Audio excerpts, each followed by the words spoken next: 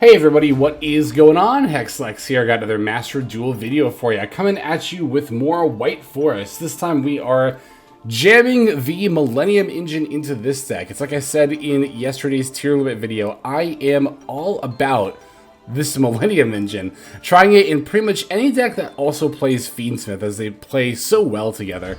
I think it's really cool, the innovation that we're seeing.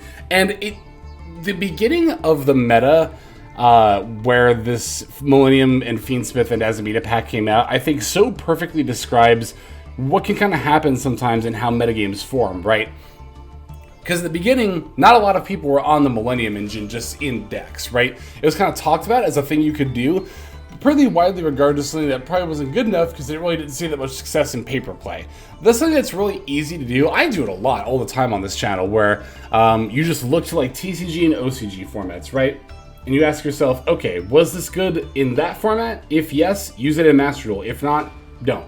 And a lot of the time, you can get away with that. But Master Duel is very much its own format, not in just terms that it has its own ban list separate from TCG and OCG, but a lot of people really don't consider the fact that playing on an online ranked ladder that's continuously running is so vastly different from paper play, which is all structured tournaments. For one, structured tournaments, you're going to get a lot fewer games out of those than you will than playing on ranked ladder. So granted, you don't get the best of 3 experience, but in terms of at least game 1s, you're going to be far more experienced playing on Master Duel Ranked Ladder than somebody who only plays in tournaments. Even if you go to multiple locals every single week, the MD player is still jamming a lot more game 1s than a paper player. But also, paper play, because it's all in tournaments, has time rules, and that's the major reason why the Millenium engine did not see a lot of success in paper play. Time rules, for those who don't know, mean that once the timer for the round is up, whoever has higher life points wins. So paying 2,000 life points at the very start of your engine just to get it going means that a lot of the time you're just going to end up losing to time rules. And also, an opponent seeing that you are paying life points early is definitely not incentivized to play very quickly afterward, I'll tell you that much. So that's the main reason I think the Millenium engine ends up being so much better in Master Duel than it was in either the TCG or OCG, and why it's viable to just jam it into like any deck that's playing Fiendsmith, right? Including White Forest. So Fiendsmith, Azamita, White Forest is something that we have tried out on the channel. Adding the Millenium engine really isn't that cumbersome. It's, what, 5 main deck slots and then just 1 extra deck slot? I guess, to be fair, it is more extra deck slots if you actually want to play a rank 8, which we are not here. I really did want to play number 90. I almost played number 90 over Baron, but then I realized that you're just going to summon Baron a lot more often between the Azamina and the Fiendsmiths, and actually even the Golem. You have so many level 6 non-tuner bodies that Baron is incredibly easy to summon in a build like this. So in that regard, I decided to just not play any rank 8s. I figured that everything else in the extra deck was still more useful. So if we're not making a rank 8, what's the point of the Millenium engine? Well, of course, the Millenium engine is still a very easy way to pivot into Fiendsmith plays. Opening Sengenjin will give you enough bodies to not only make Moon of the Closed Heaven into Requiem into Engraver, but you'll still have an extra body left over to then go into Sequence. And in this build, we go Sequence into Beatrice off of Lacrima and Engraver, of course. That lets us dump the Stellar, which we can then bring back with Sprite Elf. And that's like your Fiendsmith into White Forest combo line right there, right? So, let's see.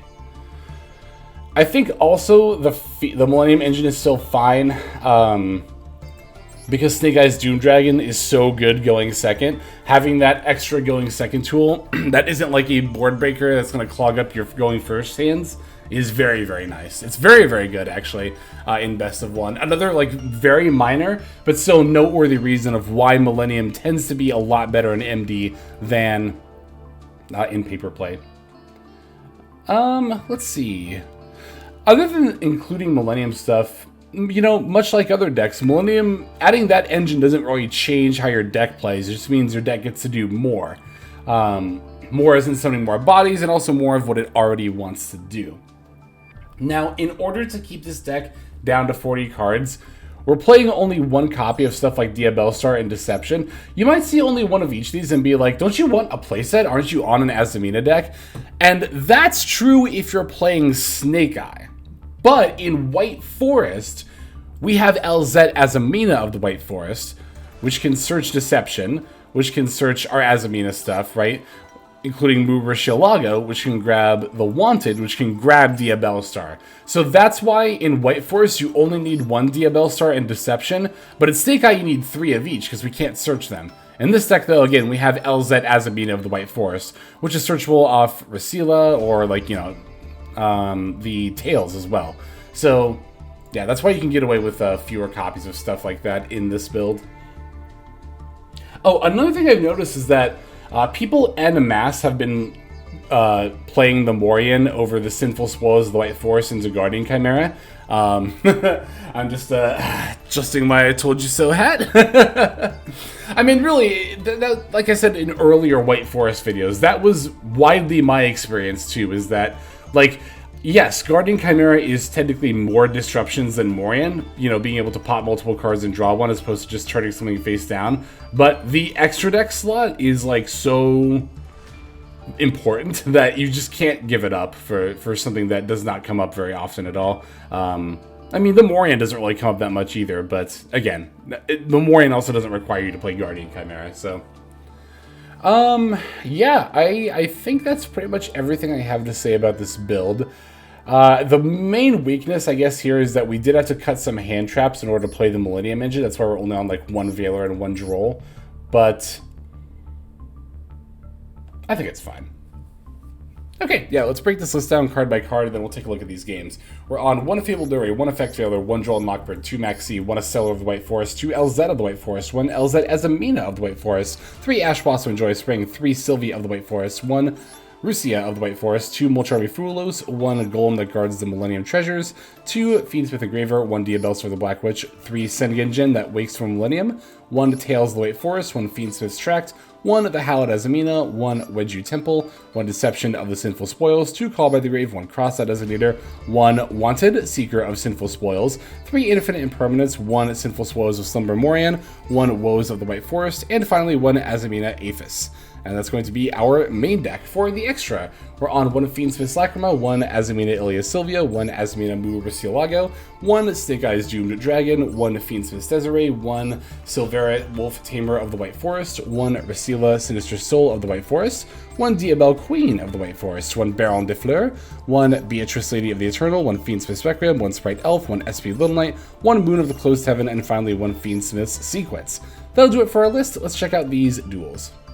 Alright, so these games I don't remember quite as well as some of the other Duelist Cup games. I don't remember what my opponents were on off the top of my head, but let's start with a couple of going second games. Here's the first one of those.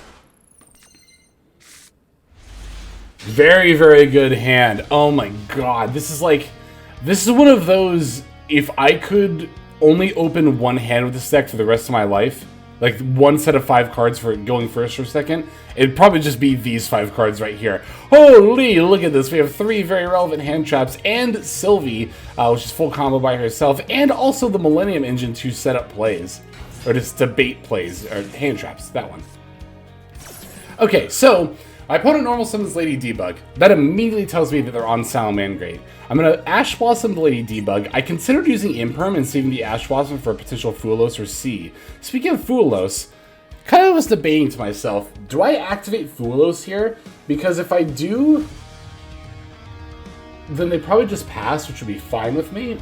But I'm really addicted to getting my opponents to waste resources. So I'm going to see if I can get them to do that with this Fulos here. I'm not going to activate it just yet. I might wait until they have Gazelle plus Spinny, is what I'm thinking here. And they're about to go into Mirage Stallion.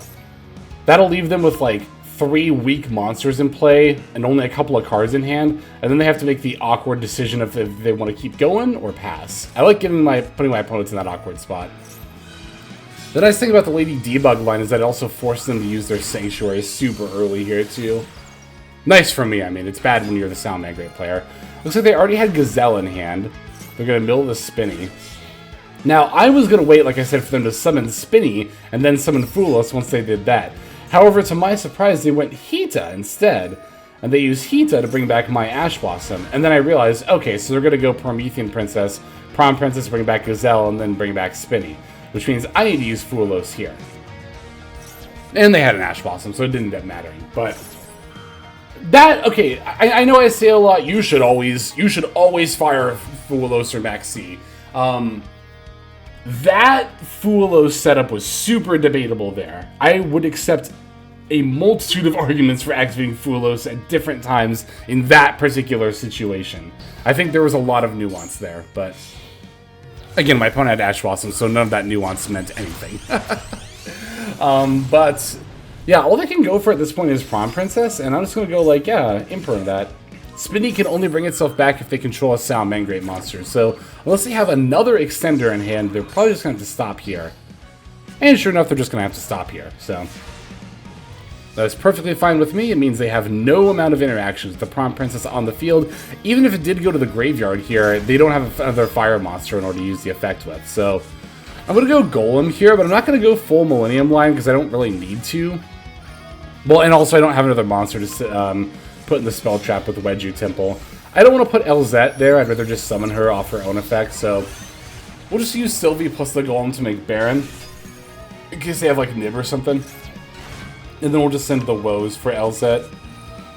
Elzette for Rusia. Rusia can summon herself. I could even send this Wedju Temple to draw a card, which is nice. Fabled Lurie, nah, I mean, we've already used our normal summon, so that's probably not going to come up here. But having a monster to be able to tribute off Deception is still very nice. Going to use Rasila to send that Woes for Elzette as Amina of the White Forest.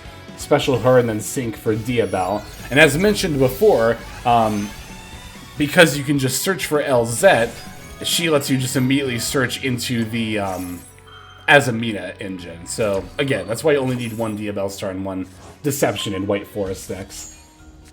Can even use Diabel to add back the Imperm here, in case we need it for a follow-up turn, but I don't... In the infamous words of Yuya and Arc V, there isn't going to be a next turn! Such a good line. Love that line. So also, you don't need the Golem to be able to go into Baron de Fleur, right? Because normally during a White Forest combo line, you can just make it right here, while you have Mover Shilago and then the Sylvie that you brought back. But here, I'll just go into Moon of the Closed Heaven just to make room on my board and get the Mover Shilago in the graveyard. I actually didn't even have to do that because I have Elzette as Amina of the White Forest. I could just put that back. But Chainlink 1, how does Amina Chainlink 2 Wanted? Wanted adds Diabel Star. How does Amina summons Ilia Sylvia?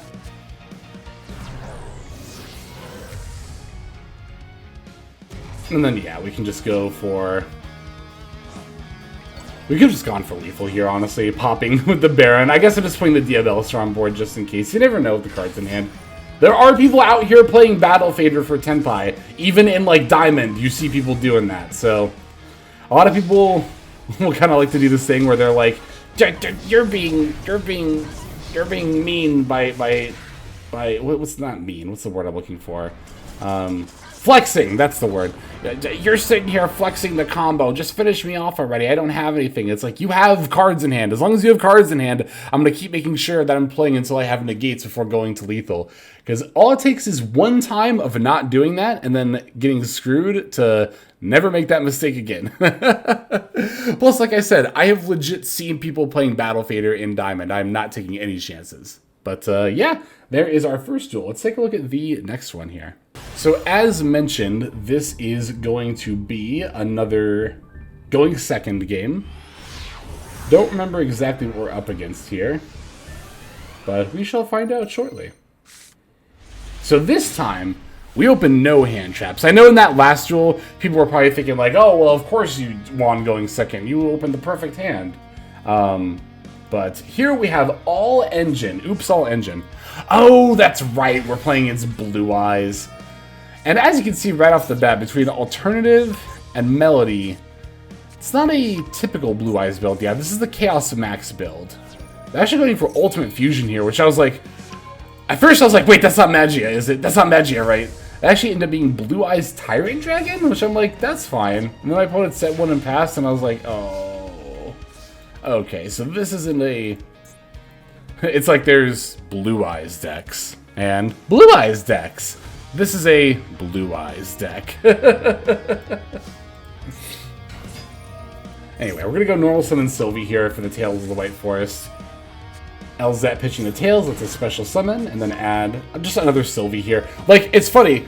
Normally, you would never add a second Sylvie, because of course you're never going to special summon it. But it's like, well, there's no point to adding LZ as Amina, because she's already in hand.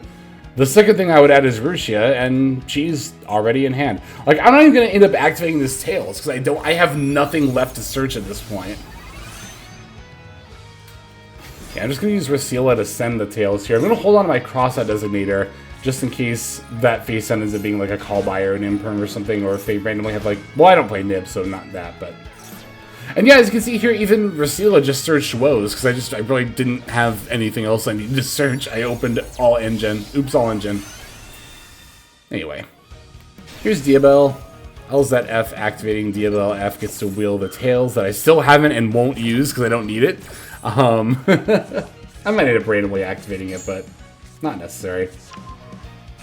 Oh, we drew a Sengenjin off the Rucia, which is very nice. Deception, I'll distribute an extra LZ for Hallowed as Amina, going for the Mu Murcielago. So here, I did have to stop and think for a second of like, okay, do I have to keep Mu Murcielago on the field to be able to clear over my opponent's board? Because I can't battle over, you know, like the Blue Eyes Tyrant Dragon and stuff, while it's at 3,400 attack points. And if I make Baron, that's only got 3k attack, right? So, like, I could pop Tyrant, but I still have to crash into alternative White Dragon. Oh, here I made a misplay. I meant to, of course, chain the Wanted, but I misclicked and didn't do it, so oops. I mean, that does actually matter. Not having the Diabell Star Body is missing out on damage, but I don't think that's going to stop us from winning. So going for the Sengenjin. So yeah, I was like, do I need to keep Mu Murcielago, or can I clear both of them with effects? And that's when I remembered, oh yeah, I drew into Millenium stuff, so I can just go for a Snake Eyes Dune Dragon. Snake Eyes Dune Dragon plus a Baron will be enough to clear through this board. I think it is worth noting, though, that if I had not pivoted into Millenium stuff, I think I would have had to have kept the Mu Murcielago in play to be able to battle over one of my opponent's monsters while I pop the other one with Baron. So, you know, in a state like this, my opponent didn't have, like, anything. They had no responses for my plays. But it did still require me to figure out exactly how to find lethal. I guess if I didn't have the Millenium engine, I would have had to be a lot more careful about how I did things to make sure that I still was able to finish my opponent off this turn. But, alright. There is that game. We have one more we're going to check out here. Let's finish with that one. Alright, our final duel will be a going first game. So, not quite a lose coin flips win anyway video. I've been doing that a lot lately if I have all going second games. I guess if I had realized I had 2 solid going second games, I think I would have tried a little bit harder to find a third one, but oh well, it's not that big of a deal. Here we open a lot of the Sengenjin stuff. Sengenjin and the Wedju Temple, but we're going to get drolled. So, obviously not ideal, but we did at the very least already have the Wedju Temple in hand. Normally we wouldn't be able to get access to that because of the golem that guards the Millenium wouldn't be able to add it because of Droll. But here being able to place the 2 in the spell trap zone anyway is very nice. Although, I'm not going to be able to go for Snake Eyes Doom Dragon, which means I'm going to need another monster to be able to go into full Fiendsmith package. Now, granted, I haven't used my normal summon. I can't activate LZ anyway, so might as well just use LZ. This is also another reason why the Millenium engine plays so well with White Forest stuff, is that you have this field spell up that you don't do anything with. So normally, if you didn't get drolled, you could go LZ, send the Wedju Temple to summon her, and then go into your White Forest place from there. I almost said Whitesmith. Alright, so Fiendsmith sequence here is going to get hit with the Effect Veiler.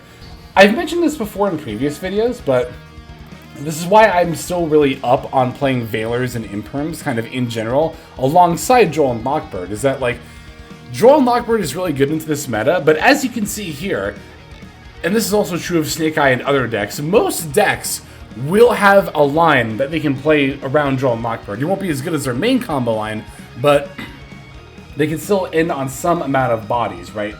Some amount of a board.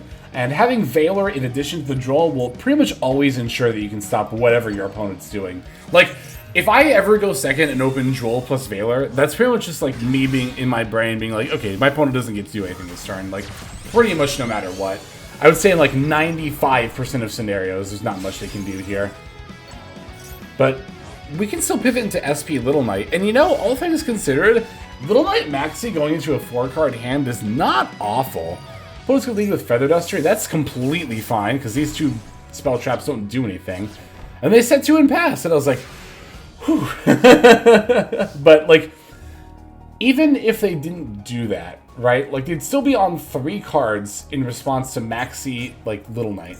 So, even if it was, like, 10 Pi or something, right?